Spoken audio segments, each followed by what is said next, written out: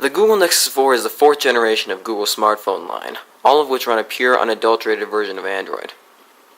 The Google Nexus 4 offers very capable specifications for the time it was released, such as a lovely 4.7-inch HD display and a snappy processor. Also, it packs some very nice useful features, most notably the pure Android experience. But the Nexus 4 is almost 2 years old now, and there are much better, newer handsets on the market, such as its successor, the Nexus 5. So can the Google Nexus 4 still stand up against its newer rivals? Let's see in MobileTechnology Reviews' full video review of the Google Nexus 4.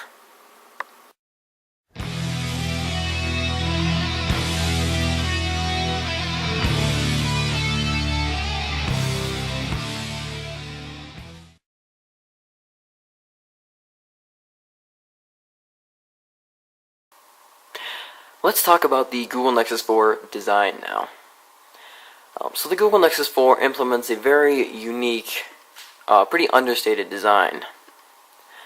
Compared to its predecessor, the Samsung Galaxy Nexus, it does not have nearly as many curves that phone had. That Samsung Galaxy Nexus featured a curved display and a slightly curved back and a lot of curved elements to really help it fit into your hand.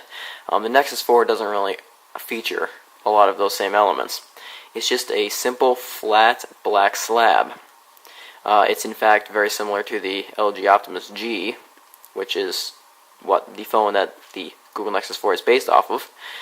That it just has a nice, relatively squared off look, and just flat front and flat back.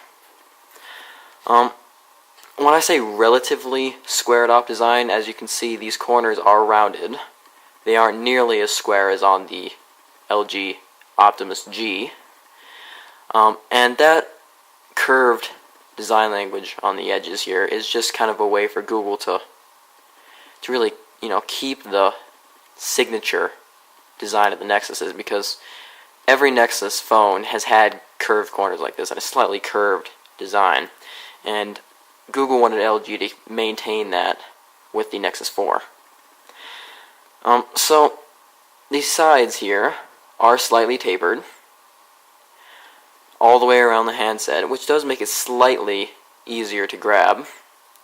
And also another attractive styling cue is the front glass here is slightly tapered down at the edge here, so it is slightly curved, ever so slightly curved. That's very nice. And we also have a nice decorative chrome strip running around the edge of the device. Again, a very nice, attractive design choice there. And overall, I applaud the Nexus 4 for its understated, simple, black slab design. I know a lot of people won't like it, but I think that it's quite nice. And let's move on to looking at the back of the device now, because that's where the design really starts to stand out with the Nexus 4. So as you can see there, my camera's picking it up pretty good. There's a slight pattern to the back of this phone. And obviously, as many of you may know, the back of this device is glass. And LG implemented a very nice pattern and underlaid it underneath the glass on the back panel of the Google Nexus 4. And I think that just adds a lot of really welcome visual interest with this device. With just the right lighting, you can pick out that pattern. It's just a really cool, attractive pattern, and I really like it. Obviously, we have the Nexus logo right here in silver. It's a pretty nice choice there in colors. And really, that's about it. I mean, the design of this is not overly impressive, but as I said, it's understated, and I applaud it for that. Alright, so that's design of the Google Nexus 4. Next, let's move on to specifications. Alright, now let's talk about the internal specifications of the Google Nexus 4 handset. So first I'm going to talk about the processing package that this device implements. So the Google Nexus 4 runs a quad-core 1.5 GHz Snapdragon S4 Pro processor coupled with 2 GB of RAM. Now that processing package is very, very powerful, especially for 2012. Now compared to flagship handsets of 2014, it isn't all that powerful. But for 2012, that processing package was, the cat's ass. That was pretty much as high-end as you could really get. And it's holding up well today, speed-wise. I haven't noticed any kind of lag, any kind of slowdown, anything like that with this processing package.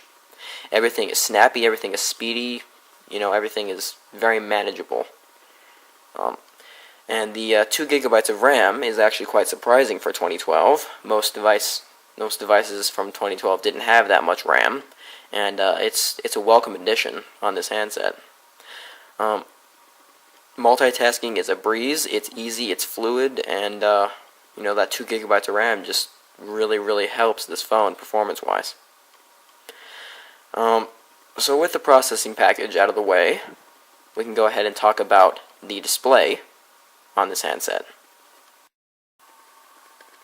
Alright, so the screen on the Google Nexus 4 is a 4.7-inch IPS LCD display with a resolution of 768 by 1280. So that's essentially a 720p resolution, just a little bit higher than 720p. And it's a very nice display, it really is. Most people look at this phone and, they notice that it has a 720p display, and they're like, oh my god, that's terrible, it's not 1080p and it's no good. That's just simply not true. Now, keep in mind, this Nexus 4 was released in 2012, and so in 2012 they didn't have all that many 1080p panels. And so, really, 720p was really the flagship screen resolution of most phones from 2012. And this 720p display is quite good on this phone. LG put a good panel in this. Color balance wise, it's great. It's very, very accurate. I know that a lot of people have had problems with abnormal warm tones on the screen. I personally have not had that problem. Whites look extremely white, and all the colors are very lifelike and accurate. After all, this is an LCD panel, which are known for their very accurate colors. Brightness is another good thing with this screen. It's very bright.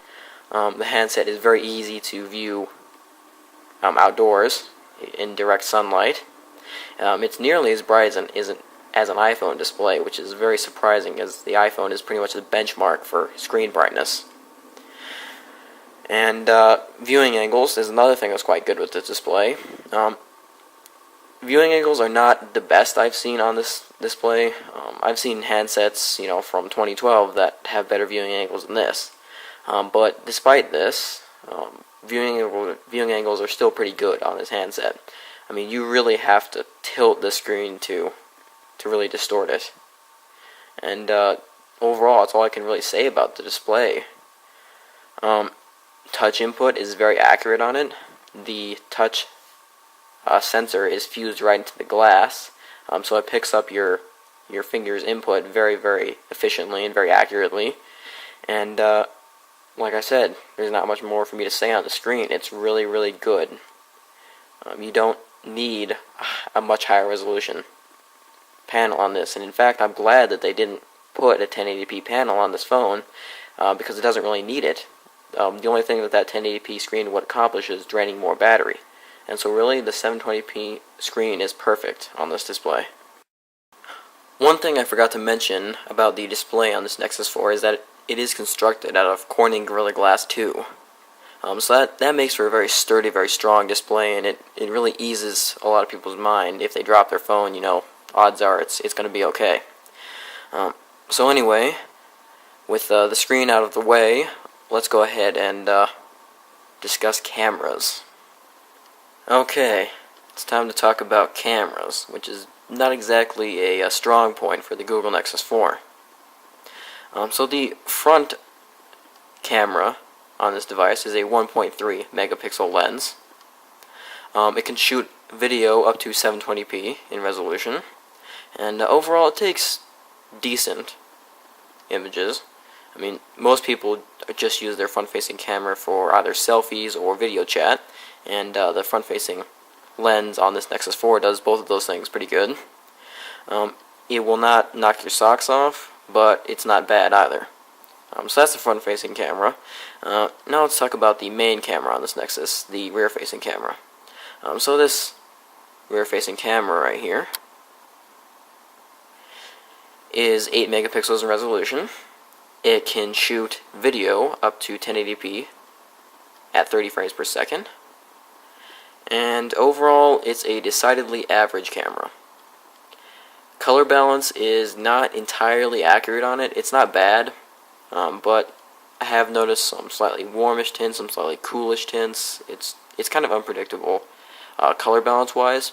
Sharpness, it's not blurry, but it's an 8 megapixel lens, and compared to most cameras these days, which are, you know, more than 8 megapixels in resolution, it could be sharper. And as you can see here, we do have a LED flash, just a single LED flash underneath the lens. And the LED flash is actually one good thing about this camera. It's very bright. It illuminates shots extremely well, and if you're shooting in very low light conditions, the flash will do a pretty good job of brightening up your image. Other than that, the cameras on this Nexus 4 are not overly impressive. Bad cameras have always plagued Nexus devices from the beginning, from the Nexus 1, and this Nexus 4 is no exception. And like I said, it's not a bad camera, but it definitely could be better. Alright, now let's go ahead and talk about some miscellaneous hardware details. The Google Nexus 4 packs either 8 or 16 gigabytes of internal storage, and this cannot be augmented by any kind of external storage, as the Nexus 4 does not support microSD cards of any kind, which is unfortunate, but that's just the case with Nexus devices. As far as Wi-Fi goes, this Nexus 4 packs a 802.11 ABGN dual band Wi-Fi antenna in here. It's a very powerful Wi-Fi chip, Wi-Fi antenna, and I haven't experienced any problems with it. It picks up a very strong signal, Wi-Fi signal. Now, something that's not quite as positive in this Nexus 4 is the data antennas. This Nexus 4 will only pick up either 3G or HSPA plus data. This Nexus 4 does not have 4G LTE support out of the box. Now, there is a way to get 4G LTE to work on this Nexus 4. It does have the right hardware to support 4G LTE, but for some reason Google didn't activate that hardware. So you're pretty much limited to HSPA plus, which is not devastating. For most people, HSPA plus will be perfectly fine and plenty fast enough for most people, but it is a bummer not to see LTE on this device. It has Bluetooth 4.0, that's nice, and what else can I say? Okay, now it's time to take a look around the Google Nexus 4 handset. So on the front we have the 4.7-inch HD display. Up here in this corner we have our light and proximity sensors, and this is our 1.3 megapixel camera lens. Right here we have the earpiece. Down at the bottom below the display is the LED notification light. On the left hand side of the device is the one-piece volume rocker, finished in chrome. This is the SIM card tray. Has a little hole here so you can put your SIM card removal tool in there, pop your SIM card tray out. Up on the top edge of the device we have the 3.5mm audio jack and a noise cancelling microphone. Right hand side of the device we have our power and lock key, again finished in chrome. On the bottom we have two Torx screws, kind of a signature thing of LG, and we also have our micro USB charging port and our standard microphone. On the back, we have the 8 megapixel camera lens and LED flash, Nexus logo, our nice glass back with the pattern, LG logo here, and our small mono speaker. So as far as, looking around the handset, that kind of thing, there we go. Alright YouTube, that was my full comprehensive hardware review of my Google Nexus 4 smartphone. My full comprehensive software review of this handset will be out soon, so stay tuned for that. And also, my full written review will be on my website soon. My website is MobileTechnologyReviews.weebly.com, so be sure to head on over there and check it out. And yeah, thank you very much for watching this review. Catch you guys next time. See ya.